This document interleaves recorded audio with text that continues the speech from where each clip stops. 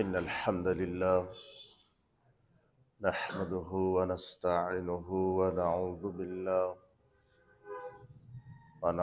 بالله من شرور أنفسنا ومن سيئات أعمالنا من يهدي الله فلا مضل له ومن يضلل فلا هادي له وأشهد أن لا إله إلا الله وحده لا شريك له وأشهد أن محمدا عبده ورسوله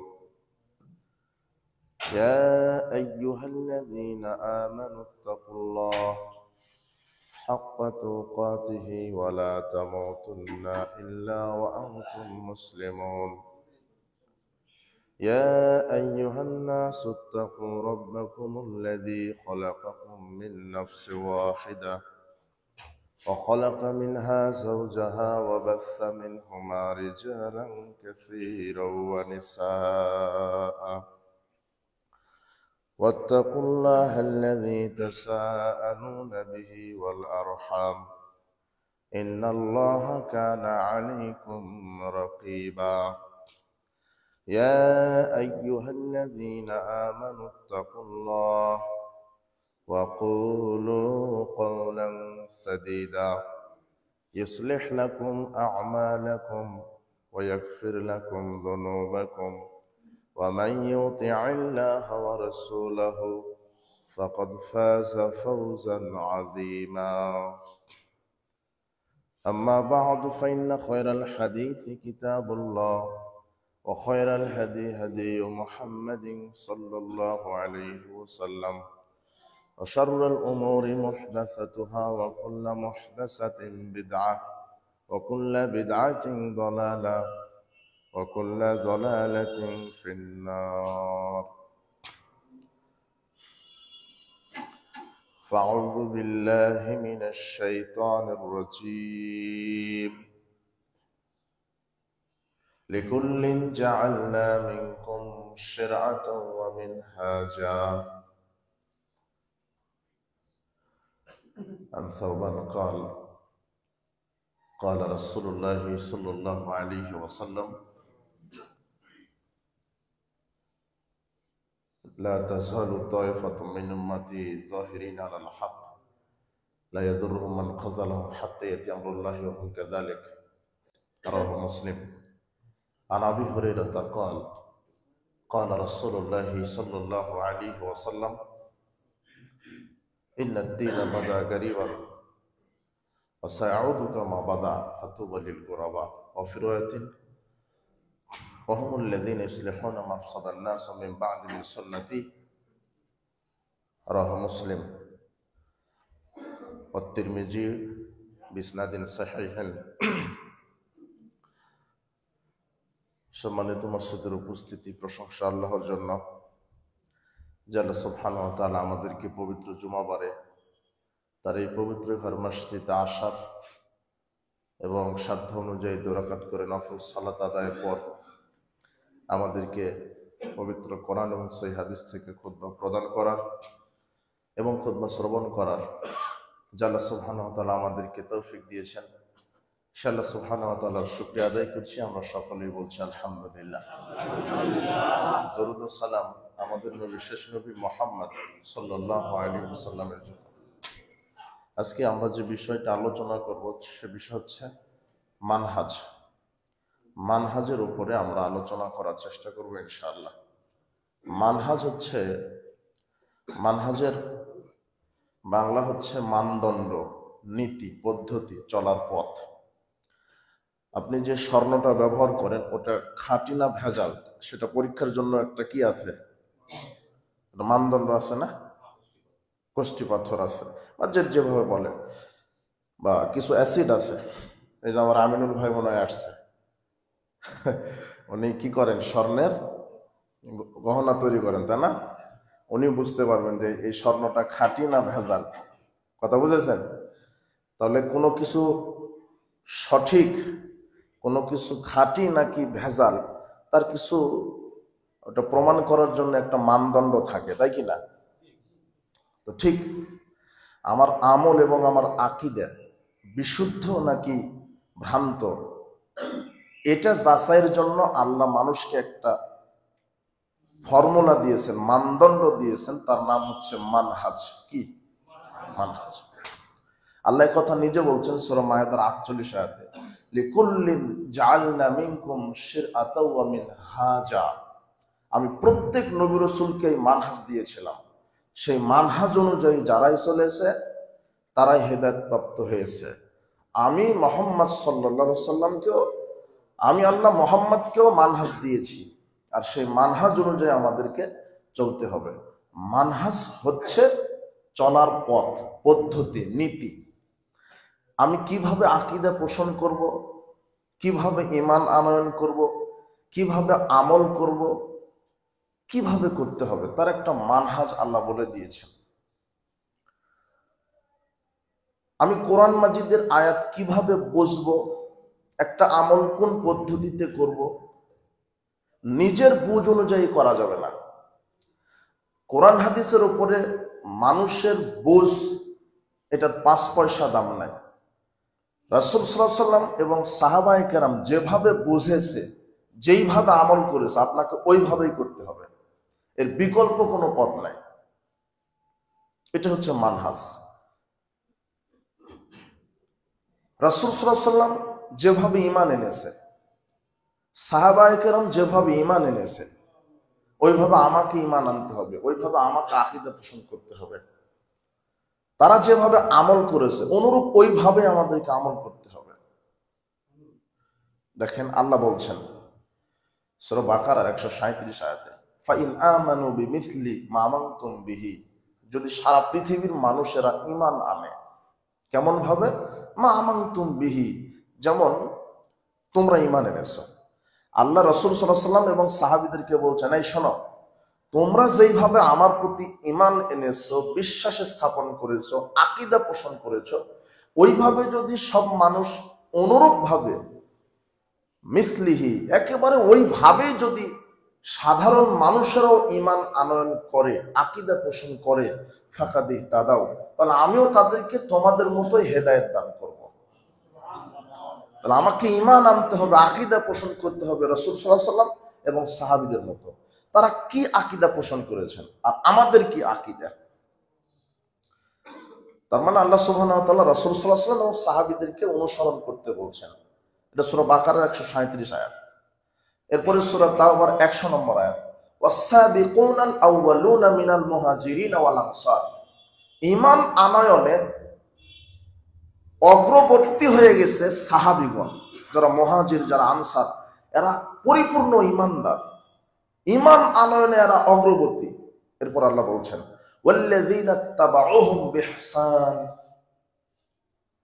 যদি কোনো সাধারণ মানুষও এই সাহাবীদেরকে অনুসরণ করে, অর্থাৎ সাহাবীগণ, রাসূল সাল্লাল্লাহু আলাইহি ওয়াসাল্লামের সাহাবীগণ যেইভাবে ঈমান এনেছে, যেইভাবে আমল করেছে, সাহাবীদের অনুরূপ যদি কোনো ব্যক্তি আমল করতে পারে, আমি তাকেও ঈমানের সর্বোচ্চ শিখরে পৌঁছিয়ে দেব। এটা আল্লাহ বলছেন। সাহাবীদের মর্যাদায় চলে যাবে ওই লোক, কোন লোক? যেই লোক হুবহু কাদের অনুসরণ করবে? সাহাবীদের। এটা আল্লাহ বলছেন। এই আয়াতগুলো আপনারা দেখে নেবেন। এরপর আল্লাহ বলছেন সূরা নিসার 115 আয়াতে, ওয়া মান ইউশাকিকির রাসূলা মিন বা'দি মা তাবায়্যানা লাহুল হুদা। আল্লাহ বলছেন প্রকাশ্য হেদায়েত আসার পরে, প্রকাশ্য তরিকা, প্রকাশ্য মানহাজ আসার পরেও যারা রাসূল সাল্লাল্লাহু আলাইহি ওয়াসাল্লামের নীতির উল্টা চলে, ওয়ায়াত্তাবি গায়রা সাবিলিল মুমিনিন, এবং যারা সাহাবীদের পথের উল্টা চলে। এখানে মুমিনগণ বলতে আল্লাহ সাহাবীদেরকে বুঝাইছেন। কথা বুঝেছেন? আল্লাহ বলছেন যারা রাসূল সাল্লাল্লাহু আলাইহি ওয়াসাল্লামের প্রকাশ্য হেদায়েত এসে গেছে, এরপরও উল্টা পথে চলে, রাসূলের সুন্নাহ থাকার পরও বিদআত করে, সাহাবীদের সঠিক আমল থাকার পরও উল্টা চলে, আল্লাহ বলছেন নুওয়াল্লিহি মা তাওয়াল্লা, আমি তাদেরকে সেদিকেই ফিরিয়ে দিব যেদিকে তারা ফিরে যায়। গোমরাহি হয়ে যারা শিরক বেদাতের দিকে ফিরছে, ফিরুক, কিন্তু আমি তো স্পষ্ট বলে দিয়েছি যে অনুসরণ করতে হবে একমাত্র মুহাম্মদ সাল্লাল্লাহু আলাইহি ওয়াসাল্লাম। কিন্তু যারা রাসূল সাল্লাল্লাহু আলাইহি ওয়াসাল্লামের সুন্নাহ আসার পরও যারা উল্টা চলে, নুওয়াল্লিহি মা তাওয়াল্লা, তারা চলতে থাকুক, ওয়া নুসলিহি জাহান্নাম, অবশেষে আমি এদেরকে জাহান্নামে আছাড় দিব, আর সেটা কতই না নিকৃষ্ট জায়গা। তার মানে আমি যদি রাসূল সাল্লাল্লাহু আলাইহি ওয়াসাল্লাম এবং সাহাবীদের নীতির উল্টা চলি, কোরআন হাদিসে বলছে একটা আমলের কথা, আমি আরেকটা আমল করছি। রাসূল সাল্লাল্লাহু আলাইহি ওয়াসাল্লাম সাহাবায়ে কেরাম এমন একটা আকীদা পোষণ করেছেন, আমি আরেকটা আকীদা পোষণ করছি।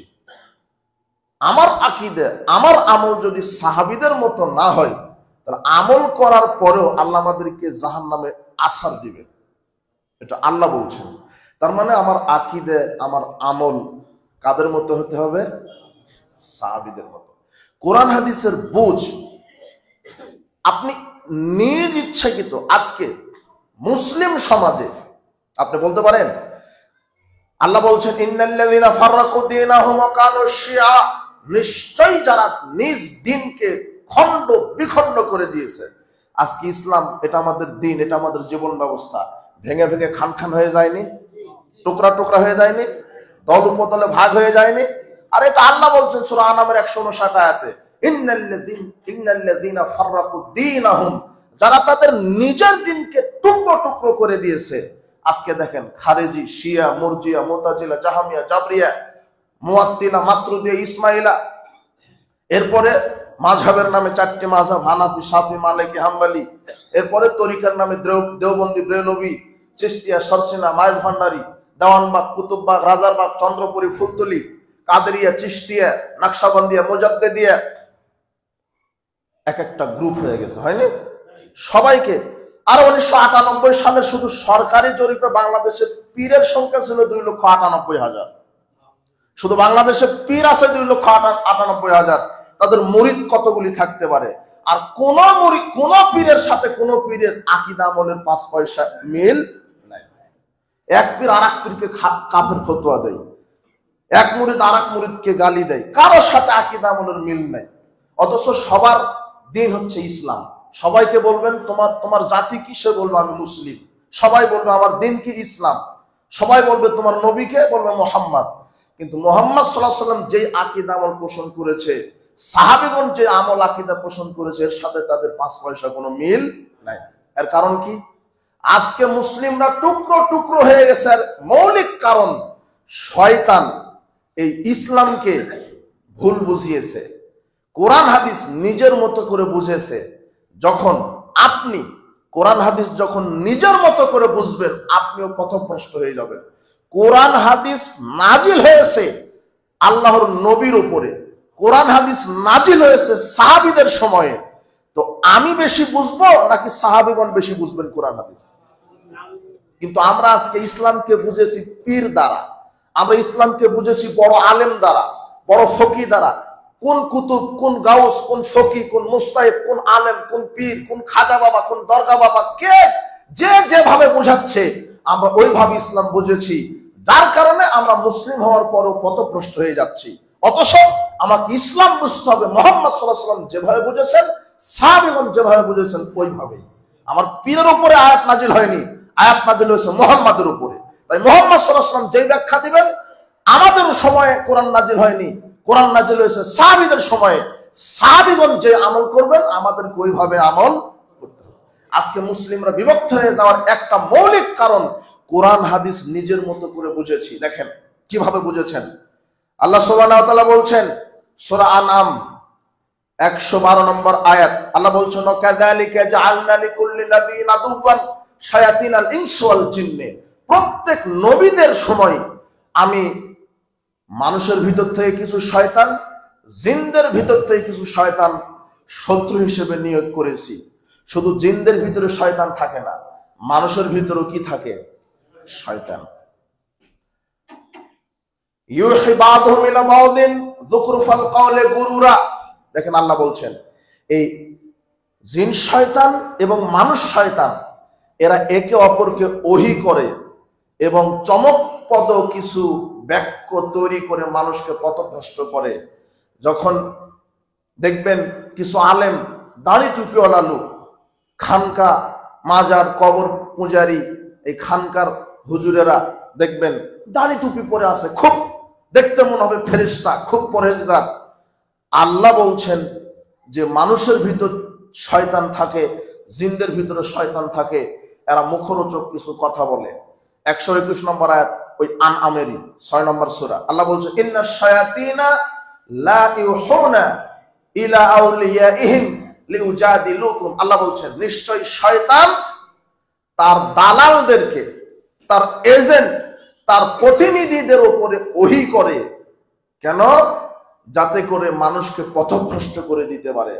শয়তান, পৃথিবীতে শয়তানের কিছু এজেন্ট আছে। এজেন্ট বুঝেন তো? প্রতিনিধি বুঝেন তো? নাও দালাল তো বুঝেন, যারা দালালি করে, একজনের পক্ষে আর একজনের দালালি করে না। আল্লাহ বলছেন শয়তানের কিছু দালাল আছে। কি আছে? কার দালাল? শয়তানের দালাল। আল্লাহ বলছেন, আপনি আয়াত দুটো স্মরণে রাখেন, সূরা আনআমেরই দুটো আয়াত 112 আর 121। 121 নম্বর আয়াতে বলছেন ইন্না শায়াতিনা লা ইউহুনা, অবশ্যই শয়তান ওহী করে। কাদেরকে? ইলা আউলিয়াইহিম, তার দালালদের প্রতি। শয়তানের কিছু দালাল আছে, এজেন্ট আছে, প্রতিনিধি আছে, এদেরকে ওহী করে। কেন? যাতে করে এই দালালেরা মানুষকে ভুল ব্যাখ্যা দিয়ে পথভ্রষ্ট করতে পারে। আপনাকে দেখাই, মদখুর, গাঁজাখুর, ইয়াবাখুর, লুচ্চা, খুনি, দুর্নীতিবাজ, হারামখুর, বেনামাজি, এদের ভিতরে কিন্তু শয়তান নাই। এটা বিশ্বাস করেন? এটা তো জানেন না আপনি। কেন? যে মদ খায় ওর ভিতরে শয়তান দিয়ে খিলাম, ও তো নিজেই শয়তান। কথা বুঝেননি? ওর উপরে শয়তান বিজয় হয়ে গেছে, ওকে পথভ্রষ্ট করে ফেলেছে, কাজে ওর কাছে আর কোনো কাজ নাই। শয়তানের শ্রেষ্ঠা কি? আল্লাহ বলছেন সূরা আরাফের প্রথমের দিকে, লা আকুদান্না লাহুম সিরাতাকাল মুস্তাকিম। আল্লাহকে চ্যালেঞ্জ করছেন শয়তান, আল্লাহ আপনি আমাকে বিমা গাওয়াইতানি, আমাকে আপনি পথভ্রষ্ট করে দিয়েছেন, আমি চ্যালেঞ্জ করছি যারা সিরাতে মুস্তাকিমের উপরে চলবে আমি তাদেরকেই পথভ্রষ্ট করব।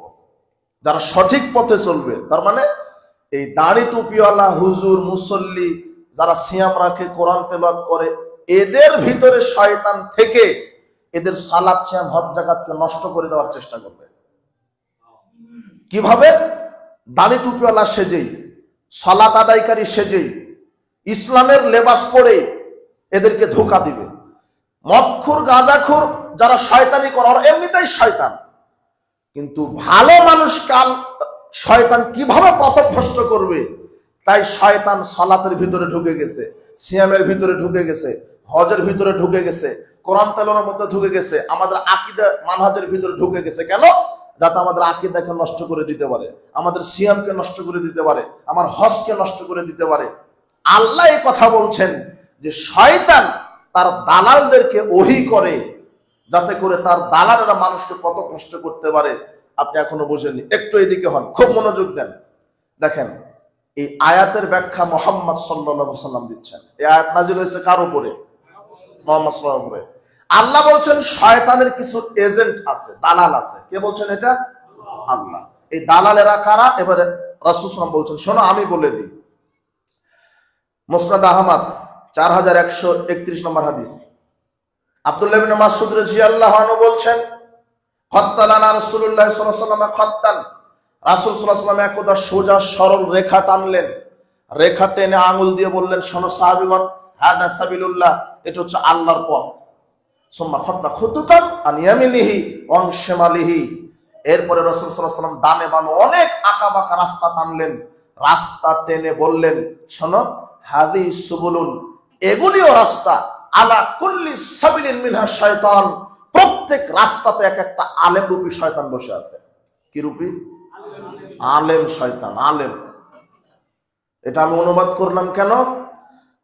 যে বাঁকা রাস্তাগুলি, এগুলি তো শয়তান বসে আছে, কিন্তু আল্লাহ বলছেন জিনদের মধ্যেও শয়তান আছে, মানুষের মধ্যেও কি আছে? শয়তান। এই মানবরূপী শয়তান হচ্ছে এই ধর্মের নামে যারা দালালি করছে, যারা ধর্মকে অপব্যাখ্যা করছে, দাড়ি টুপি আলেম নামক ভণ্ড সুফিগিরি সেজে যারা কোরআন হাদিসের ভুল ব্যাখ্যা করছে, এরা হচ্ছে শয়তান। মানবরূপী শয়তান, আলেম রূপী শয়তান। কি বুঝলেন? আপনি বলবেন আলেম রূপী শয়তান বললেন কিভাবে? হ্যাঁ, এবার আরেকটা হাদিস পড়বেন, সবাই পড়বেন। এখন সব জায়গাতে বুখারী মুসলিম এসে গেছে, সহিহ বুখারীর 3606 নম্বর হাদিস, 3606, 3606। হুযায়ফা ইবনুল ইয়ামান বলছেন, আমি রাসূল সাল্লাল্লাহু আলাইহি ওয়াসাল্লামকে বললাম, আল্লাহর নবী, আমরা ইন্না কুন্না ফি জাহিলিয়াতিন শাররিন, আমরা অকল্যাণের মধ্যে ছিলাম, ফাজানাল্লাহু বিহাযাল খায়র, আল্লাহ আমাদেরকে কল্যাণের মধ্যে নিয়ে আসছেন, তো এই কল্যাণের পর আবার অকল্যাণ আসবে? তিনি বললেন, হ্যাঁ, ওয়াফিদা খানুন, এমন অকল্যাণ আসবে সেটা ঘোলাটা, এমন কল্যাণ আসবে সেটা ঘোলাটা। তিনি বললেন, ঘোলাটা কল্যাণ কি? বলছে, কিছু শরীয়ত মানবে, কিছু মানবে না। এরপরে হুযায়ফা বলছেন, আচ্ছা, এই ঘোলাটা অস্পষ্ট কল্যাণের পরে আবার কি খারাপ যুগ চলে আসবে, পথভ্রষ্টের যুগ চলে আসবে? তোমরা, হ্যাঁ, আসবে। সেই যুগ এমন যুগ হবে, দুআতুন ইলা আবওয়াবি জাহান্নাম, জাহান্নামের দিকে নিয়ে যাওয়ার জন্য কিছু বক্তা, কিছু আলেম, কিছু দায়ী বের হবে। কারা? বক্তা, কিছু আলেম, কিছু দায়ী, এরা মানুষকে বক্তব্য দিয়ে জাহান্নামের দিকে নিয়ে যাবে। হুযায়ফা রাদিয়াল্লাহু আনহু অবাক হয়ে গেলেন, কি বলছেন আল্লাহর নবী? সিফহুম লানা, আচ্ছা, আপনি ওই সমস্ত বক্তাদের পরিচয় বলেন তো, ওই সমস্ত আলেম, ওই সমস্ত দায়ী যারা, ওদের একটা বৈশিষ্ট্য, একটু পরিচয় বলেন তো। তখন তিনি বলছেন, শোনো, হুম মিন জিলদাতিনা, তারা হবে মুসলিম, ইয়াতাকাল্লামুনা বিআলসিনাতিনা, তারা তোমাদের মতোই কোরআন হাদিস থেকেই বক্তব্য দিবে, তারা তোমাদের মতো কোরআন হাদিস থেকেই বক্তব্য দিবে। মান আজাবাহুম ইলাইহা কাযাফু ফিহা, জনগণ যদি ওই আলেমের বক্তব্য অনুযায়ী আমল করে, তাহলে এই জনগণকে এই আলেম জাহান্নামে নিয়ে চলে যাবে।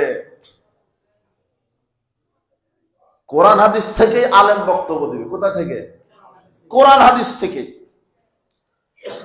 কিন্তু এই আলেম কোরআন হাদিস থেকে বক্তব্য দিবে, আর ওই বক্তব্য জনগণ শোনার পরে যদি আমল করে, জনগণ কোথায় চলে যাবে?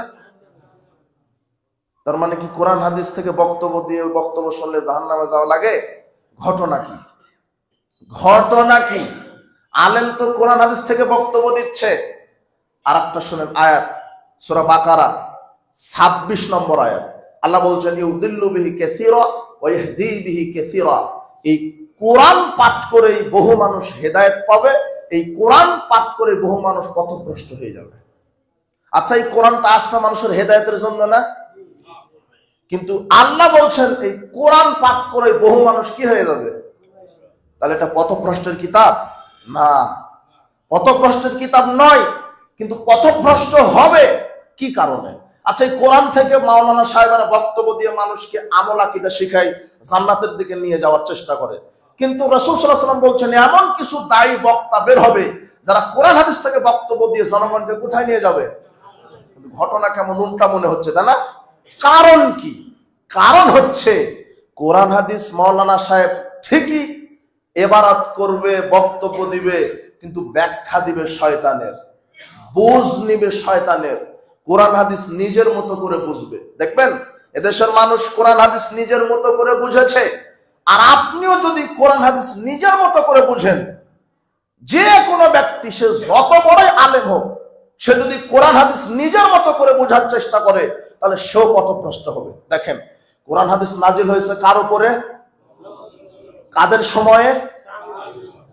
তাহলে সবচেয়ে কোরআন হাদিস বুঝবেন কারা? সাহাবীরা। এবং আল্লাহ নিজে কাদেরকে অনুসরণ করতে বলেছেন? সাহাবীদেরকে। কিন্তু বর্তমান পৃথিবীতে অধিকাংশ আলেম কোরআন হাদিস নিজের মতো করে তাফসীর করছে, নিজের মতো করে ব্যাখ্যা করছে। আমি ওটা বলবো, কিন্তু আগে বলি যে আপনি যদি কোরআন হাদিস নিজের মতো করে বুঝেন, পথভ্রষ্ট হবেন। দেখেন, এখনো ইরানের যারা শিয়া আছে, শিয়ার পক্ষে কথা বলেন না? শিয়ার পক্ষে তো কথা বলেন আপনি। ইরান প্রেমিক আছে, বলে ইরান পতিতালয় মুক্ত দেশ। কোনো পতিতালয় নাই, বেকুব। ইরান গোটা দেশটাই পতিতার দেশ। ইরানের শিয়াদের আকীদা মোতা বিবাহ জায়েজ, মানে ঠিকা বিবাহ জায়েজ। এক সপ্তাহের জন্য ঢাকাতে যাবেন, ওখানে একটা মেয়েকে বিবাহ করে আবার তালাক দিয়ে চলে আসবেন। এক সপ্তাহের জন্য চট্টগ্রাম যাবেন, ওখানে বিবাহ করে চলে আসবেন। তো ওখানে পতিতালয়ের দরকার আছে? বুঝেননি? এই মোতা বিবাহ হারাম। আর এই যে হিজবুল্লাহর পক্ষে কথা বলেছিলেন তো, আর এই যুবক, তুমি তো ভাইরাল বক্তার পেছনে ছোটো, তাই না?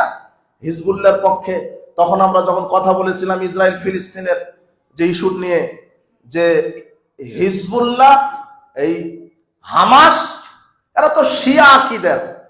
যখন হিজবুল্লাহ যখন ইসরায়েলের বিরুদ্ধে যুদ্ধ করতে লাগলো, ঠিক সেই সময় সিরিয়ার সুন্নি সালাফি মুসলিম এই বাশার আল আসাদকে পিটায় তাড়ায় দিল, তাই না? ঘটনা জানেন? বাশার আল আসাদ শিয়া, এই সিরিয়ার কত সালাফি মসজিদ মাদ্রাসাকে উড়িয়ে দিয়েছে, কত আলেমদেরকে হত্যা করেছে। সিরিয়া সম্পর্কে জানেন? সিরিয়াতে জন্ম ইমাম ইবনে তাইমিয়া, হাফিজ ইবনুল কাইয়িমের, হাফিজ ইবনে কাসির, ইমাম যাহাবীর, বড় বড় বিদ্বানের জন্ম সিরিয়ায়। মানে যেটা কোরআন হাদিসে যেটা আল্লাহ রাসূল শাম বলেছেন, ওটা বর্তমানে সিরিয়া। আল্লাহ রাসূল সাল্লাল্লাহু আলাইহি ওয়াসাল্লাম দোয়া করেছিলেন, আল্লাহুম্মা বারিক লানা ফি শামিনা ওয়া বারিক লানা ফি ইয়ামানিনা, আল্লাহ তুমি আমাদেরকে শামে বরকত দাও, ইয়ামানে বরকত দাও। এমন একটা ফিতনা আসবে যে মানুষের মক্কাতেও জায়গা হবে না, তখন মুসলিমদের জায়গা হবে সিরিয়ার মাটিতে। সুবহানাল্লাহ, রাসূল দোয়া করেছেন। তো যেটা বলতে যাচ্ছিলাম, এই যে বাশার আল আসাদ শিয়া নেতা, এত কট্টর, এ সালাফি মসজিদ মাদ্রাসা উড়িয়ে দিয়েছে, কত সালাফ আলেমকে ফাঁসি দিয়েছে। আল্লাহ 53 বছর পরে এই শয়তানের পতন ঘটিয়েছে, আলহামদুলিল্লাহ। একটা মজার ব্যাপার কি জানেন? যে এই সময় আমরা বলেছিলাম হিজবুল্লাহর পক্ষ নেওয়া যাবে না, এরা স্বার্থন্বেষী, ইরানকে যারা সাপোর্ট করবে, ইরানের শিয়াকে যারা মুসলিম মনে করবে, এরা অপকাফের হয়ে যাবে। শিয়াদের আকীদা জানেন? ইরানের শিয়া হিজবুল্লাহদের আকীদা বর্তমানে যে কোরআন আছে, এটা বিকৃত কোরআন। আর একটা মজার ঘটনা বলি, যখন বাশার আল আসাদকে পিটায়া তাড়ায়া দিচ্ছে, তখন এই হিজবুল্লাহ ইসরায়েলের বিরুদ্ধে যুদ্ধ বন্ধ করে দিচ্ছে, যা আমার আগে বাপ দাদার ভিটা দরকার। দেখেন, বন্ধ করে দিয়ে হামাস ইসরায়েল বাশার আল আসাদের পক্ষে যুদ্ধ করেছে। ঘটনা জানেন আপনি?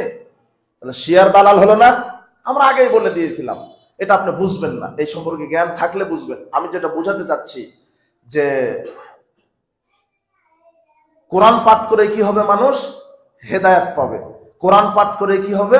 কত ভ্রষ্ট হবে। দেখেন, কোরআনটা নাজিল হয়েছে আল্লাহ রাসূলের উপরে সাহাবীদের সময়ে, তারা যেভাবে বুঝেছেন, যেভাবে আমল করেছেন, ওইভাবে আমল করতে হবে। এই শিয়াদের কথা বলতে গিয়ে, শিয়ারা এখনো ওযু করার সময় পা মাসাহা করে। কি করে? পা মাসাহা করে। আমরা দুই পা কি করি? আর ওরা কি করে? কিন্তু পা ওরা মাসাহা করে, কোরআন অনুযায়ী ওরা আমল করে। কি অনুযায়ী? কোরআনের দলিল দেয় ওরা। দেখবেন, দলিল দেখবেন। হ্যাঁ, কোরআনে কিন্তু পা ধৌত করার কথা নাই।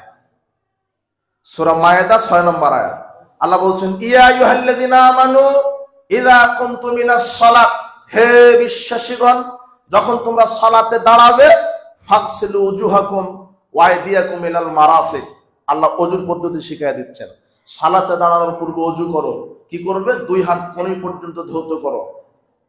ফাগসিলু উজুহাকুম, মুখমণ্ডল ধৌত করো। ওয়া আইদিয়াকুম ইলাল মারাফিক, এবং দুই কনুই পর্যন্ত।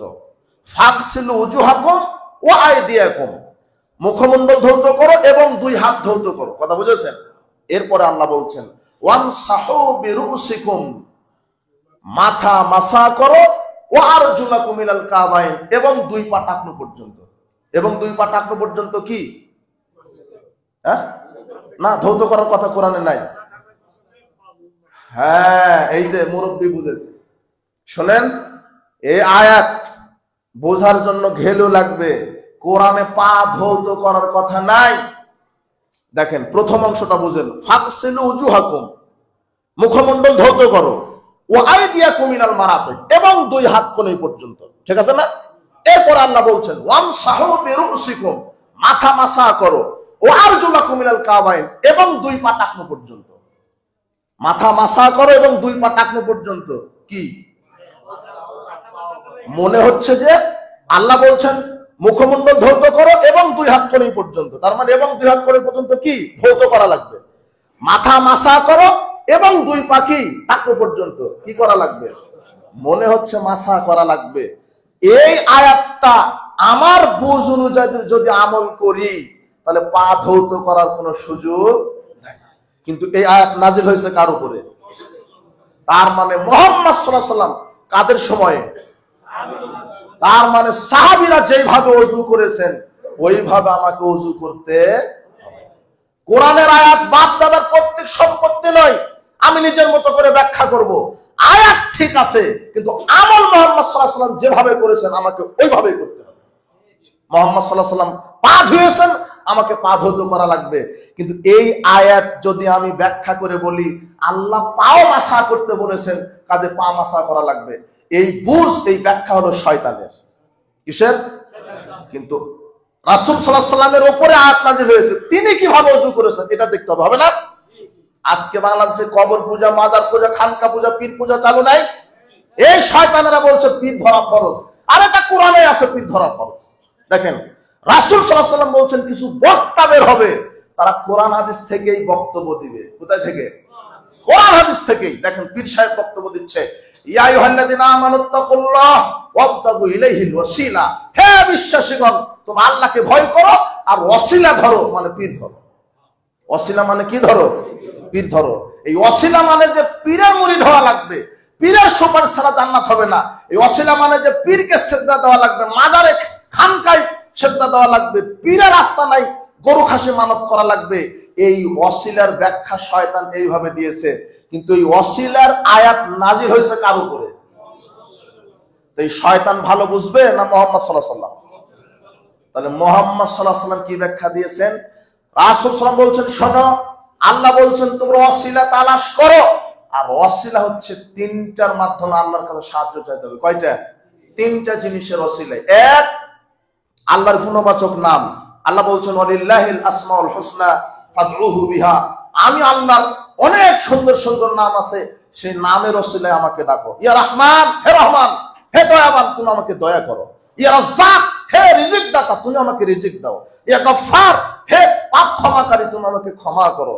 এই যে গুণবাচক নাম নাই, রিজিক দাতাকে আল্লাহ। কিন্তু মাজারে দান করলে নাকি পীর সাহেব রিজিক দিতে পারে। কথা বুঝেননি? পাপ ক্ষমা করতে পারে কে? না, পীরকে খুশি করতে পারলে পীর মানুষের পাপ ক্ষমা করে দিতে পারে। এই যে আকীদা, আমাকে সূরা ফাতিহায় আমরা কি বলি? ইয়্যাকা না'বুদু ওয়া ইয়্যাকা নাস্তাইন, একমাত্র তোমারই ইবাদত করি, তোমার কাছে সাহায্য চাই, তোমার কাছে প্রার্থনা করি, তোমার কাছে ভিক্ষা চাই, তোমার কাছে আমার আশা আকাঙ্ক্ষা। কুল ইন্না সলাতি ওয়া নুসুকি ওয়া মাহইয়ায়া ওয়া মামাতি লিল্লাহি রাব্বিল আলামিন, আমার সালাত, সিয়াম, হজ, যাকাত, তাহাজ্জুদ, আমার আশা আকাঙ্ক্ষা, দোয়া, সিজদা সবকিছু কার জন্য? আল্লাহর জন্য। কিন্তু শয়তান কোরআন থেকে আয়াত তেলাওয়াত করে বলছে যে পীর ধরা লাগবে, ওয়াসিলা মানে পীর, পীরের মুরিদ হওয়া লাগবে, পীরের খানকায় মানত করা লাগবে। না, ওয়াসিলা তিনটা। এক, আল্লাহর গুণবাচক নাম। দুই, ঈমান এবং আমল। দুই নম্বর কি? ঈমান এবং আমল। ওই যে তিন ব্যক্তি পাহাড়ে আটকা পড়েছে বৃষ্টির কারণে, ঝড় বৃষ্টির কারণে, তখন একজন আর একজনকে বলছে এই উনজুর আমালান আমিলতুম লিল্লাহি সলিহাতান, ওই যে তোমরা যে নিজের জীবনে জীবন দশায় যে সৎ আমলগুলি করেছিলে তার উসিলায় আল্লাহর কাছে প্রার্থনা করো। কার উসিলায়? নেক আমলের উসিলায়। এই হাদিসটা শোনাচ্ছেন সাহাবীদেরকে কে? আল্লাহর রাসূল। মানে তিনি বোঝাতে চাচ্ছেন কোন উসিলায় দোয়া করতে হবে। আচ্ছা, কোন হাদিস যখন রাসূল শোনাতেন সেই হাদিসটা আমল করার জন্য শোনাতেন। যে দেখো তিনজন ব্যক্তি গুহাতে, পাহাড়ের গর্তে বিপদে আটকা পড়েছিল, তখন তারা কোনো বাপ দাদার, পীরের, বড় আলেমের উসিলায় আল্লাহর কাছে সাহায্য প্রার্থনা করেননি। তারা কিসের উসিলায়? তারা নিজেদের নেক আমলের উসিলায়। একজন বললেন আল্লাহ আল্লাহুম্মা ইন্নাহু কানা লি ওয়ালিদানে শাইখানে কাবিরানে, আল্লাহ আমার পিতামাতা ছিল বৃদ্ধ পিতামাতা, আমি তাদের খেদমত করতাম, তোমার সন্তুষ্টির জন্য আমি পিতামাতার খেদমত করেছি। এই আমল যদি তোমাকে খুশি করার জন্য করে থাকি, আমাদের এই বিপদ থেকে উদ্ধার করে দাও। আল্লাহ সুবহানাহু ওয়া তাআলা এই নেক আমলের উসিলা কবুল করে পাথরকে একটু সরিয়ে দিলেন। ওয়াকালা সানি, দ্বিতীয় ব্যক্তি বলছেন আল্লাহুম্মা ইন্নাহু কানা লি বিনতু আম্মিন উহিব্বুহা কাশাদি রাজুলু, তিনি দ্বিতীয় ব্যক্তি বলছেন আমার একটা চাচাতো বোন ছিল, আমি তাকে খুব ভালোবাসতাম, আমি তাকে একদিন তার সাথে জেনা করতে চাইলাম, আরে আমি জেনা করতে গেলাম, তার উরুরানের উপরে বসেছি, এর মধ্যে আমার চাচাতো বোন বলছেন ইয়া আব্দুল্লাহ ইত্তাকিল্লাহ, হে আল্লাহর গোলাম আল্লাহকে ভয় করো, লা তাফতাহিল খাতামা, আমার কুমারিত্ব নষ্ট করে দিও না, ফাকুমতু আনহা, আল্লাহ সেদিন তোমাকে ভয় করে আমি আমার চাচাতো বোনের সাথে জেনা করিনি। যদি তোমাকে ভয় করে এই আমল, খারাপ আমল থেকে ফিরে থাকি, এই আমলের বিনিময়ে আমাকে বিপদ থেকে উদ্ধার করো। আল্লাহ আরেকটু পাথর সরিয়ে দিলেন। তৃতীয় ব্যক্তি কি বললেন? আল্লাহ আমি একটা দিন মজুরি নিয়েছিলাম, তাকে আমি পারিশ্রমিক তো দিয়েছিলাম, তার পারিশ্রমিককে আমি অনেক দিন ব্যবসা বাণিজ্য করে অনেক রাখাল গরু তাকে উপহার দিয়েছি তোমাকে খুশি করার জন্য। এটা যদি তোমার সন্তুষ্টির জন্য এই আমলটা করে থাকি, পাথর সরিয়ে দেন। আল্লাহ রাসূল বলছেন মা বাকিয়া মিনহু ফারাজাতান, তাদের সমস্ত পাথর সরিয়ে তাদের তিনজনকে বাঁচিয়ে দিলেন আল্লাহ। ওরা কি পীরের দরগায় উসিলা করেছিল? পীরকে ডেকেছিল? 100 জন মানুষকে হত্যা করে লোকটাকে ক্ষমা করে দিয়েছেন কে? পীর সাহেব না আল্লাহ? ও পীরের কাছে গেছিল? কথা বুঝেননি? পতিতালার নারী কুকুরকে পানি পান করালেন, ওই পতিতালার নারীকে পীর ক্ষমা করেছেন, আল্লাহ ক্ষমা করেছে। তো পতিতালার নারীকে যদি আল্লাহ ক্ষমা করে দিতে পারে, 100 জন মানুষ হত্যাকারীকে যদি আল্লাহ ক্ষমা করে দিতে পারে, ওই 3 জন মানুষকে যদি আল্লাহ বিপদ থেকে বাঁচিয়ে দিতে পারে, ওই আল্লাহ আমাদেরকেও বাঁচাবেন, আমাদেরকেও ক্ষমা করবেন। পীরের বাপের ক্ষমা করে আমাদের পাপ ক্ষমা করা আছে না? এই ভুল ব্যাখ্যা দিচ্ছে ইবলিস, শয়তান। মানুষের মধ্যে থেকে শয়তান, জিনদের মধ্যে থেকে শয়তান। মুহাম্মদ সাল্লাল্লাহু আলাইহি ওয়াসাল্লাম বলছেন কিছু বক্তা বের হবে যারা কোরআন থেকেই দলিল দিবে, কোরআন থেকেই বক্তব্য দিবে, কিন্তু বুঝ ব্যাখ্যাটা নিবে শয়তানের। কাদের? শয়তান। ওসিলা ধরো মানে আল্লাহর সৎ আমলের ওসিলা, সৎ আমলের মাধ্যমে দোয়া করতে হবে। পীর, খানকা, মাজার, দরগা এগুলি শিরক, এগুলো থেকে বিরত থাকতে হবে। কথা বুঝলেন? ব্যাখ্যাটা নিতে হবে। সাহাবীগণ যেইভাবে আমল করেছেন ওইভাবেই, রাসূল সাল্লাল্লাহু আলাইহি ওয়াসাল্লাম যেভাবে আমল করতে বলেছেন ওইভাবেই, এর বাহিরে আমাদের আমল করার কোনো ব্যাখ্যা দেওয়ার কোনো সুযোগ নাই। আজকে অধিকাংশ মুসলিম পথভ্রষ্ট নিজের মন গড়া ব্যাখ্যা দেওয়ার কারণে। যে কোনো আমল করতে 5টা জিনিস লক্ষ্য করবেন। কয়টা? 5টা। এই মানহাজের 5টা হলো বৈশিষ্ট্য আছে। 1, যে কোনো আমল করার পূর্বে স্থান দেখতে হবে। স্থান, আপনি যে আমলটা করবেন, একটা আমল করতে চাচ্ছেন, দেখবেন যে রাসূল সাল্লাল্লাহু আলাইহি ওয়াসাল্লাম, সাহাবায়ে কেরাম ওই আমলটা কোন জায়গাতে করেছে। কথা বুঝেননি? আচ্ছা, আপনি হজ করবেন, আপনি যদি আগ্রার তাজমহল গিয়ে 7টা পাক দেন তাহলে হজ হয়ে যাবে না? কোথায় যাওয়া লাগবে? মক্কায়। যদিও ওই দেশের এক শ্রেণীর মানুষ ভুল বোঝাচ্ছে যে টঙ্গীর মাঠে গেলে এখন হজ। কথা বুঝেননি? আর যেটা এখন এই সাদ গ্রুপ আর জোবায়ের গ্রুপ লেগে গেছে, তাই না? 1921 সালে এই তাবলিগ জামাত প্রতিষ্ঠিত হয় ভারতের হরিয়ানা রাজ্যে। বাংলাদেশে প্রথম আসে 1944 সালে। নিয়ে আসে কে নিয়ে আসছেন? মাওলানা আব্দুল আজিজ, খুলনা বাগেরহাটের বাসিন্দা তিনি। 1948 সাল থেকে বাংলাদেশে তাবলিগ ইজতেমা শুরু হয়। প্রথম শুরু হয়েছিল চট্টগ্রাম হাজি ক্যাম্পে, লোকজন বেশি হলো, ওটা নিয়ে আসছে টঙ্গীর তোরাগ নদীতে। আজ থেকে অবধি চলে আসছে। আমি একটা বিষয় পেলাম না, 1948 সাল থেকে এখন পর্যন্ত কি এরা এই লাঠি দিয়ে মারামারি করা শিখেছে টঙ্গীর মাঠে বক্তব্য শুনে? কথা বুঝেননি? এ বলছে আমি নেতা হব, ও বলছে আমি নেতা, ও বলছে আমার মাঠ টঙ্গীর মাঠ আমরা যাব, ও বলছে আমরা যাব। 2 গ্রুপ লাঠি, দেখছেন না আপনি খবরে? আমি মিথ্যা বলছি নাকি? এবং গত পরশুতে শুধু এক রাত্রে তারা 7 জন মানুষকে হত্যা করে দিয়েছে। যে হত্যা করেছে সেও টুপি দাড়িওয়ালা হাজী সাহেব, যে মারা গেছে সেও হাজী সাহেব, দুজনেই মুসলমান। কথা বুঝেননি? এরা ইসলামের সৌন্দর্য নষ্ট করছে না? আল্লাহ এদেরকে হেদায়েত দান করুন। আর এই বিষয়ে বলবো না, যদিও তাদের নীতিমালা, তাদের আমল একেবারে ভুয়া, কোরআন হাদিসের সাথে কোনো মিল নাই। এগুলি থেকে বিরত থাকবেন। তো আমি যেটা বলছি, এক শ্রেণীর মানুষ বলছে টঙ্গীর মাঠে গেলে কি হয়ে যাবে? হজ। আপনি বললেন না মক্কায় যাওয়া লাগবে, হ্যাঁ মক্কায় তো যাবেন। আপনি হজের নিয়ত করে মক্কায় গেছেন, মিনায় গেছেন, সাফা মারওয়া সাই করেছেন, তোয়াফ করেছেন, মুজদালিফায় গেছেন, মিনায় গেছেন, পাথর নিক্ষেপ করেছেন, কুরবানি সব দিয়েছেন, কিন্তু শুধু আরাফার মাঠে আপনি যেতে পারেননি, আপনার হজের এক নেকিও হবে না। হজের প্রধান অনুষ্ঠান হচ্ছে আল হাজ্জু ইয়াউম আরাফা। আরাফার দিনই হচ্ছে হজের দিন। এক সেকেন্ডের জন্য হলো হজের আরাফার মাঠে পা দিতে হবে, না দিলে কি হবে না? সে জায়গাতে শয়তান বলছে না টঙ্গীর মাঠে গেলে কি হবে? আর আপনি যদি কাবা ঘর তোয়াফ করে ফিরে আসেন তবুও হজ হবে না, কোথায় না যাওয়া পর্যন্ত, আরাফায়। আর এই পাগল বলছে টঙ্গীর মাঠে গেলে হজ হবে। কথা বুঝেননি? তাহলে আমি যা আমল করব, কোন জায়গাতে আমল করেছেন সাহাবীগণ মুহাম্মদ সাল্লাল্লাহু আলাইহি ওয়াসাল্লাম, ওই জায়গাতে গিয়েই কি করতে হবে, এটা স্থান মনে রাখবেন। কথা বুঝেছেন? দাওয়াতে তাবলীগ একটা বই আছে 85 পৃষ্ঠাতে, দেখবেন এরা আশ্চর্য হতে হয়, শুধু নিজের দলকে টিকে রাখার জন্য কত ফজিলত আবিষ্কার করেছে। বলছে যে কাবা ঘরে 1 রাকাত সালাত আদায় করলে 1 লক্ষ গুণ নেকি হয়, আর টঙ্গীর মাঠে 1 রাকাত আদায় করলে 49 কোটি গুণ নেকি। অবাক অবাক বিষয়। কিভাবে যে খায় দেশের মানুষ আমিও বুঝতে পারি না। চলছে ভুয়া ভ্রান্ত আমলগুলি, এদেরকে কে বুঝাবে? কে বুঝাবে? না এদের আকীদা আমল। তাবলীগ নিষিদ্ধ না, আল্লাহ বলছেন বাল্লিগ মা উনজিলা ইলাইকা মির রাব্বিক। আরে তুমি তাবলীগ করো কোরআন এবং হাদিস, কিন্তু এরা তাবলীগ করে ভেজালে আমল, মানুষের তৈরি করা লেখা, যেখানে শতকরা 80% স্বপ্নের বিবরণ দেওয়া আছে, শরীয়তের সাথে কোনো মিল নাই। কি তাবলীগের প্রতিষ্ঠাতা কে? আর নাম কি? ইলিয়াস।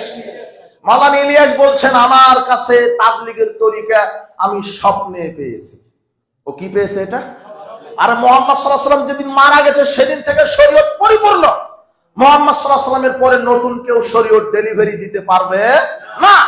মুহাম্মদ সাল্লাল্লাহু আলাইহি ওয়াসাল্লাম মারা গেছেন কবে? তারও কত শত বছর পরে সেই ইলিয়াস তাবলীগের শরীয়ত আবিষ্কার করলো। কথা বুঝেননি? কথা বুঝেছেন?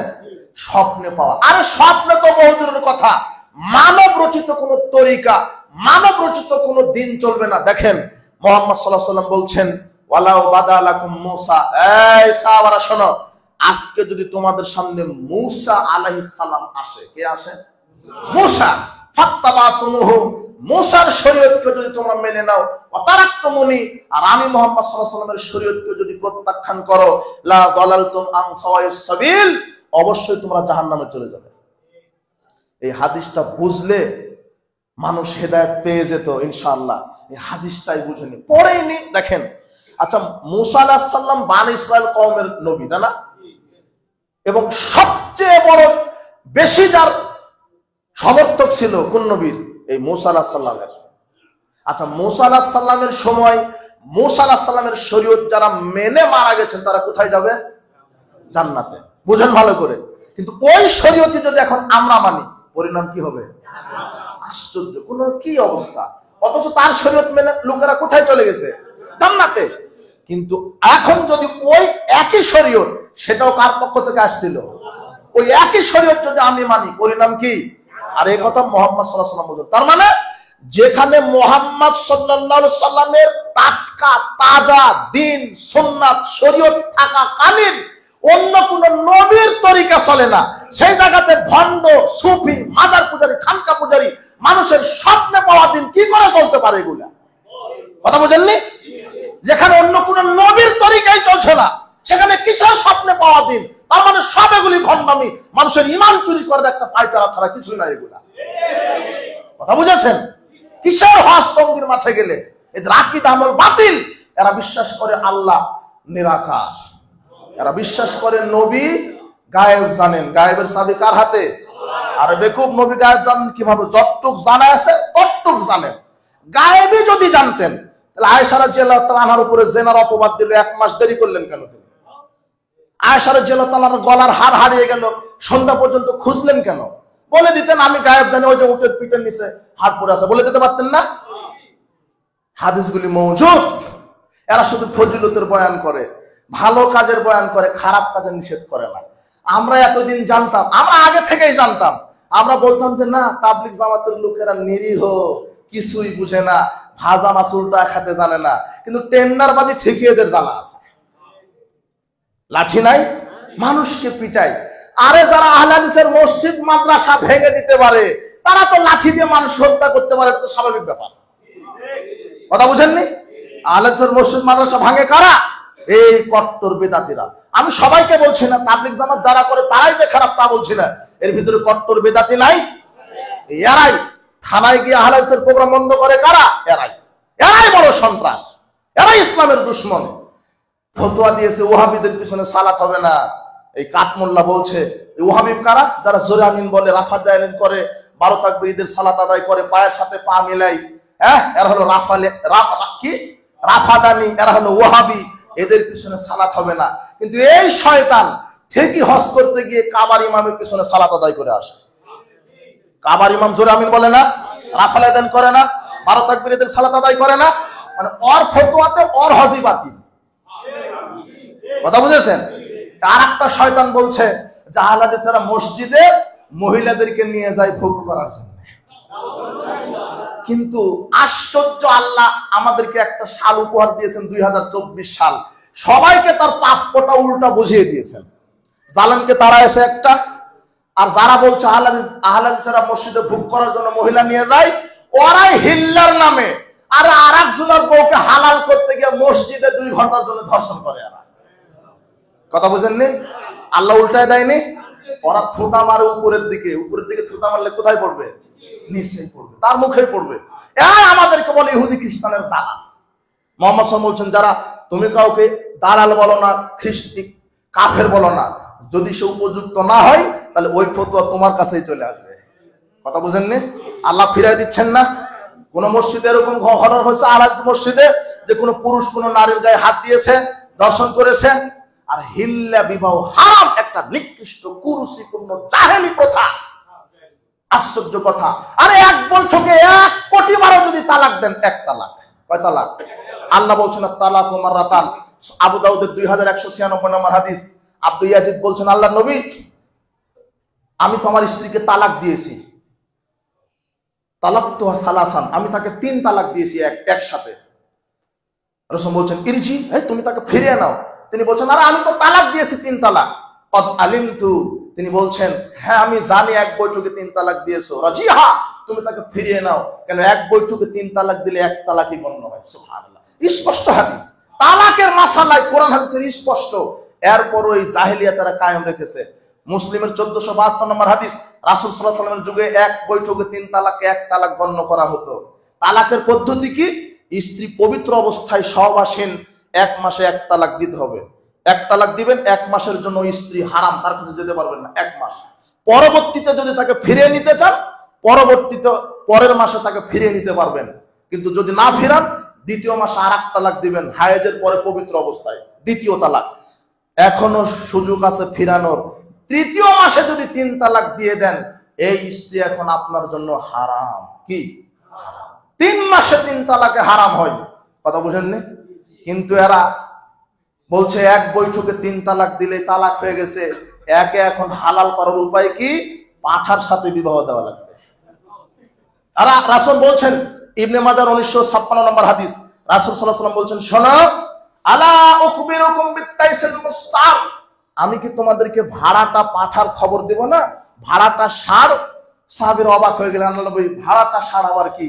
তখন তিনি বলছেন, হুয়াল মুহাল্লিল, ওই ব্যক্তি যেই ব্যক্তির সাথে আরেকজনের স্ত্রীকে হালাল করার জন্য জিনায় লিপ্ত হয়। লানাল্লাহ আল মুহাল্লিল ওয়াল মুহাল্লাল লাহু, যারা এই হিল্লা বিবাহের সাথে সম্পৃক্ত, আল্লাহ তাদের উপর লানত বর্ষণ করে। স্পষ্ট হাদিস। কথা বুঝেছেন? হিল্লা কথা জাহেলিয়াত। তো বলছিলাম যে আল্লাহ বিচার দেখান, আল্লাহ হকের পথে থাকেন। আমরা বলি 10 যেখানে আল্লাহ সেখানে, তাই না? আর এই কথাই মিথ্যা। 10 যেখানে আল্লাহ সেখানে যদি থাকতেন, তাহলে ইউসুফ আলাইহিস সালামের সাথে না থেকে তার 10 ভাইয়ের সাথে আল্লাহ থাকতেন। কথা বুঝেননি? কিন্তু আল্লাহ কার সাথে ছিলেন?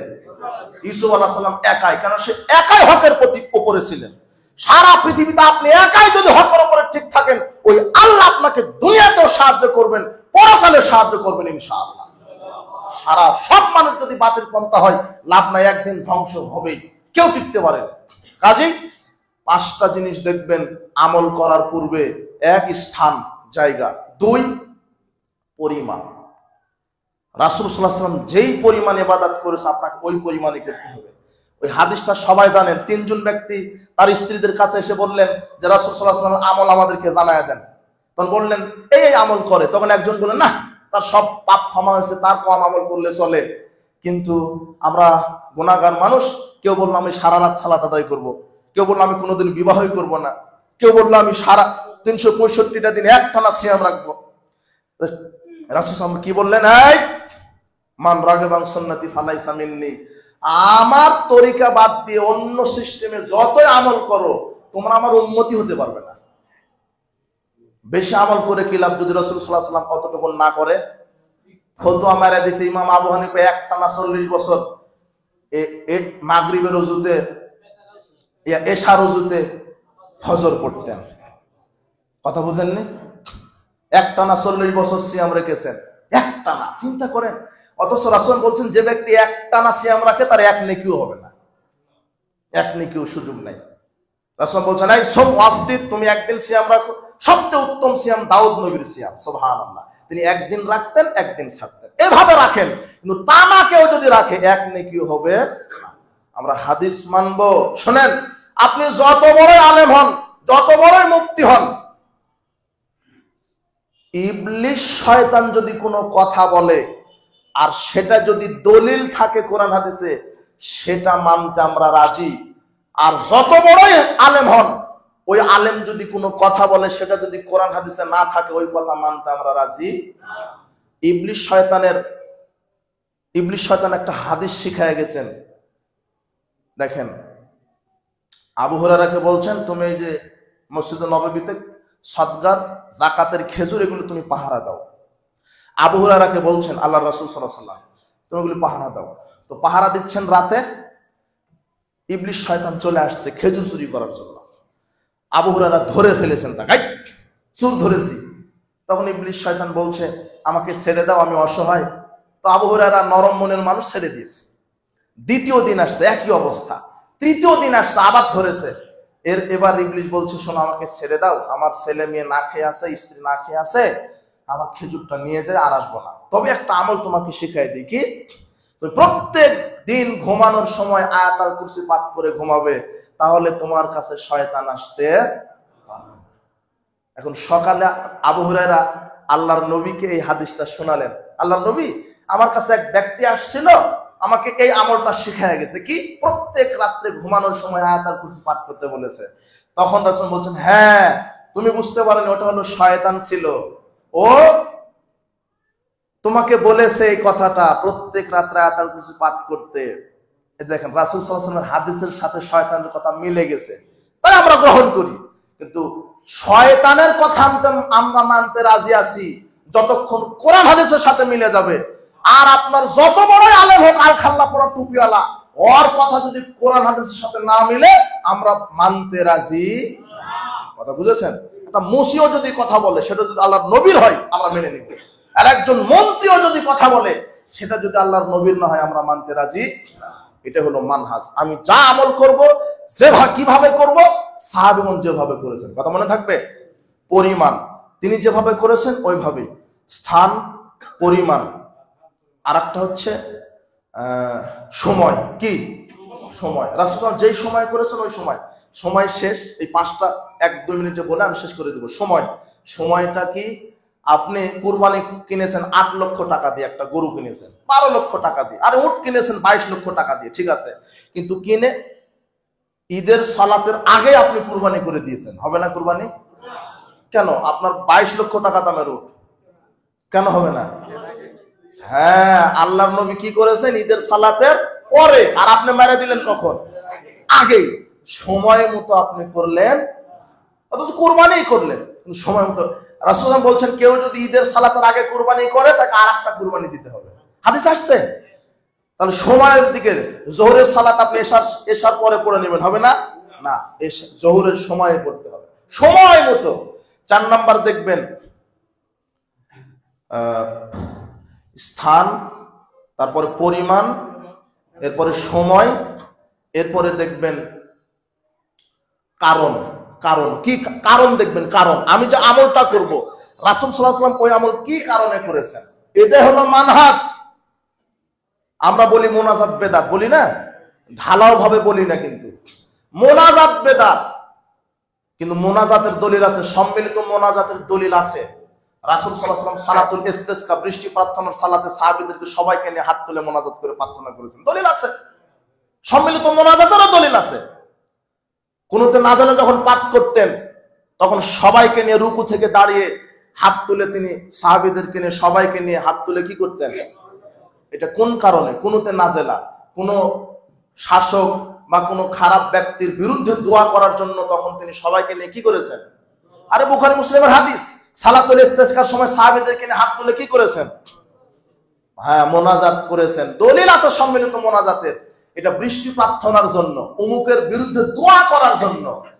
কিন্তু আমরা যে ফরজ সালাতের পরে, ঈদের পরে, বিবাহের পরে, জানাজার পরে, তাফসির মাহফিলে, জালসায় শেষ করে সবাইকে নিয়ে সম্মিলিত মোনাজাত করি, এরকম একটা জাল দলিল পৃথিবীতে নাই।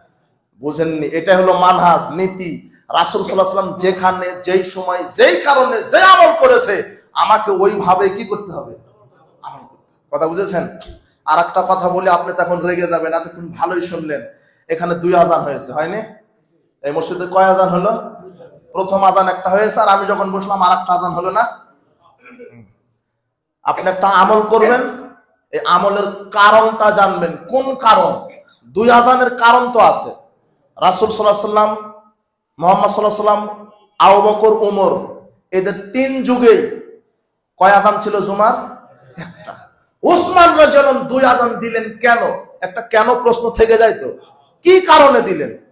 তিনি 2 আযান কেন দিলেন? কি কারণে দিলেন? কোনদিন দেখেছেন? হ্যাঁ, এখন দেখেন, আপনি মানহাজটা দেখেন।